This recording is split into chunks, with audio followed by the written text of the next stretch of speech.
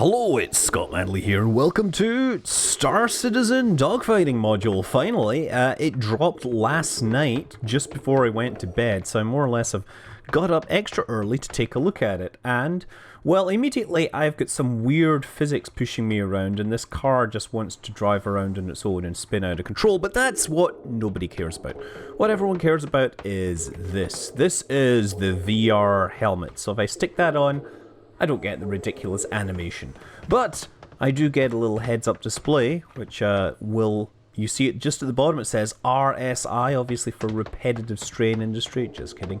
No, I have my hangar has been rearranged to move the three spacecraft that I can use in the sim to the front. So we have the Origin 300i, which I of course have 350R. But they give you a standard 300i for the dogfight. There is a Hornet, and this is actually interesting because it's supposed to be a Hornet F7C, right? Well, so this is the military version of the Hornet, right? I own the Super Hornet, but most people own the civilian version of the Hornet, which doesn't have the turret. And then there's the Aurora MR. I have the luxury version, the LX, not the LN, because I don't know, I just like the red colours on that. And the Aurora, well, it's in the sim as well. And I guess if you go off that way, maybe, yeah, see, there is my actual ships there. You can see just in that alcove my Super Hornet. So you don't lose any of your ships, you just gain the base models if you happen to be one of these people that owns some of the more pro versions. Well, obviously, we're here for dogfighting, so let's try and get into the game and see how well it runs. And I should probably stop running. I should probably run faster, I wish I could. Okay, here we go. Use. And off it opens. So I guess this is for people that own the civilian version of the Hornet. They can pretend that they're in the military and play with the military version of the Hornet. Now, they've launched multiplayer and drone version, like single player. The only thing is, only a limited number of people have access to the multiplayer. What the heck is going on here? The camera seems extremely drunk. This is one of many bugs, no doubt, that held up release by, well, months, to be honest. Okay, so Spectrum Match is the multiplayer, and that's only available to those people that have super low citizen IDs. I think I'm up around 70,000, so I was kind of a latecomer, more or less. Either that or I didn't register early enough, I don't know. Point is, I don't have access, I just have the drone sim. And so we have Free Flight, where you can fly around and, you know, die, crash into things, and you have Vandal Swarm. There was a bug last night where they actually forgot to deploy the levels, but they've fixed that. So now we can actually launch and try fighting some Vandal. The Vandal being the bad guys. They fly ships that have built-in knives. They have a knife thing. In fact, by their design, it looks like there might be knives more or less built into their body. Point is, they're sharp fellas. And here we go. Entering space. All systems online. This is my spacecraft. There it is there. Ooh, Vandal Swarm simulation initiated. Okay, so we have a spacecraft. I'm flying this with my X-52, and frankly the controls feel utterly terrible. I've noticed already in the design that many of the buttons are unused, and I don't have access to like Newtonian controls unless I lift my hands off this and perhaps, you know, use the keyboard, which just seems utterly ridiculous. Okay, let's try firing. Nope, that's countermeasures. What's this button? This button maybe? No? Oh, maybe this button. That's missiles. Ah, there's my... There. So I get two weapons here, and they just feel awful to fire. Oh, my shields are offline. Yay! So there's two buttons I'm having to hold down here. I'm having to hold down the missile cap button and the trigger at the same time to get all these weapons firing. And this does not feel good to fly just yet. I think they need a lot of work on the X-52 controls. I could fire a missile, I guess. There's a missile, let's try that. Missile away, let's see if that kills it. Ah, and he had the terrible manners to die out of my field of view. Down. Shield's critical, great, okay. This is, of course, the easiest level, and there are 15 levels, just to, you know, really rub it in right now. Yeah, I don't like this. Ah! Okay, I don't like Charging. this thing here where I have to hold 2 buttons to use my weapons. I mean, it would seem to me that the Hornet, whoa, has an absolute undeniable advantage over the other ships because it has the turret. It has more missiles, but they're smaller missiles. But honestly, turret wins a lot. Yes, we destroyed something. There, look, there it is. Scanning. That's it. Is it dying there?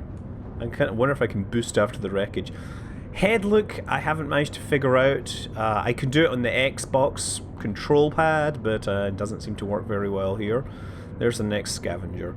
Yeah, I really think the thing needs some control editing because right now it's utterly terrible. No doubt I can get into the config and change it manually, but there's a lot of work to be done there. Graphics-wise, though, the thing's looking pretty darn neat. Sound effects, definitely not up to Elite standards. But then again, Elite really surprised everyone by doing sound in space better than anything. And I'm having to do this yaw using the control stick, using the twist. It just doesn't feel... it feels like I'm using the twist more than the roll. I think perhaps they need to look at game balancing to address this. Oh, there we go. Okay, I mean, you know, it's no surprise that this is brand new and therefore isn't quite as good as Elite, which has been owning its control system for the last 6 months. So, no shame there, but I really hope that things get improved. Okay, come on. Die, Vandal. Nice, I can see that there's damage on my ship. Hold on, can I see that damaged wing there? Yeah, look, you can see the damaged wing. I should probably... Oh, there's a guy over there. And this is just level where you're getting 3 Vandal per wave. Those are my friends as well. They're in Hornets. Even if you're flying the 300i or the Aurora, you get friends that are Hornets. So the single player mode at least has some firepower on your team. Yeah, this is bizarre that you have to hold these 2 buttons to get all your firepower on target. Ah, come on. There we go. Killed Vandal Scavenger. 0 hostile contacts. That'll show them.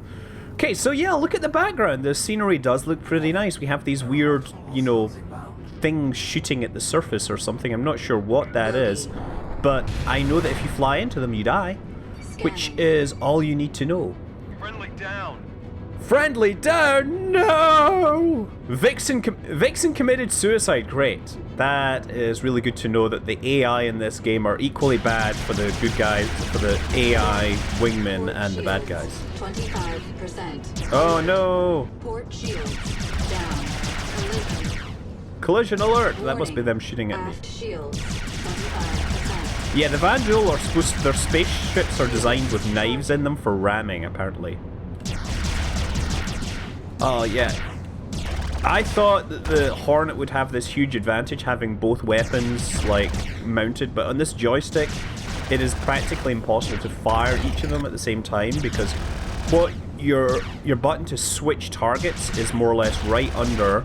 Target destroyed. Is more or less right under where your thumb has to be. So to hit the button to fire the turret, you keep on re-switching your targets to someone else and your turret then stops following them. The joystick setup really is pretty rushed. It seems to be missing a bunch of functionality that is on the Xbox gamepad. And to be honest, it has a dead zone about the size of the projected persistent universe. It is, you know, you turn it a long way before anything actually happens. And actually, even with my Xbox gamepad, that was not good. Even with my Xbox gamepad, the dead zone isn't big enough because, of course, gamepads are not particularly good implements for controlling super spaceships.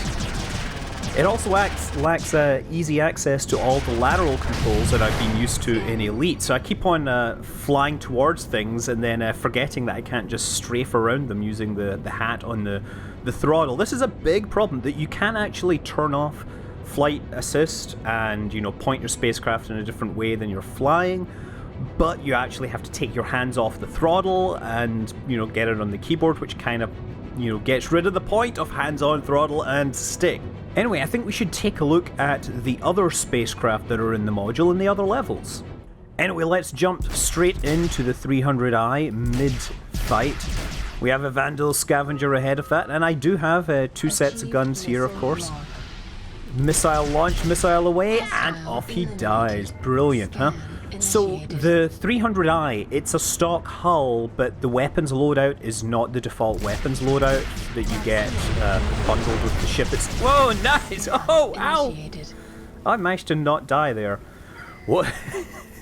So yeah, 300i is actually kind of nicer to fly in a number of ways. It is a lot more agile, and it has much better cockpit view. I mean, you can actually, you don't have those giant ribs, you know, blocking your view here. It does feel a little too agile. I can do the whole, what is speed? What is speed? Speed is what makes it impossible for me to fly this thing in a straight line and miss. There are my friends. Oh, you know, another thing I'm noticing, you look at the control sticks being operated at the bottom. That is not an analog system. That guy is, it's clearly like a digital system that's been, they've kind of assigned it to an analog joystick like the X52, but it's clearly targeted at the Xbox gamepad, which is not ideal, to be honest. Anyway, this is the 300i, which is an option for many people. If you have an Avenger, apparently you will get given a 300i, but apparently after all the major bug updates and fixes, they are planning on having the Avenger in the game relatively soon. And so we come to the Aurora, the space pickup truck or something. I honestly find it hard to come up with any reason to fly this, because it doesn't have the weapon systems of the other two. It doesn't have the speed of the Aurora, and you can't see for crap out of this thing. But let's go and take on one of these elite Vandal fighters and see how well he handles it. Oh, there, look at that. Missiles just kill everything. Unfortunately, I only get 4 of those. They do get reloaded with each wave, but frankly, early on when I was playing this, I found that I was more likely to kill some of these things by ramming them, but that might have been down to my inexperience. Anyway, that is the Star Citizen Dogfighter module that has been released. It is buggy as hell. I mean, hilariously, when they released it, they forgot to release the maps originally. Or rather, it was a problem with their CDN, supposedly. Point is, there's bugs everywhere. You sign in, you're going to get a big disclaimer saying, this is alpha software, do not judge the final product based on it. And I absolutely adhere to that. You know, don't judge the final product based on what you have. Enjoy what you have, and you know, let's hope that they open up the multiplayer sooner rather than later, because I want to actually get out there.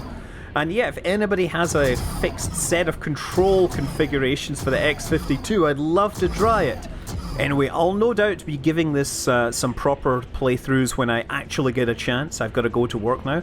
But until then, I'm Scott Manley. Fly safe.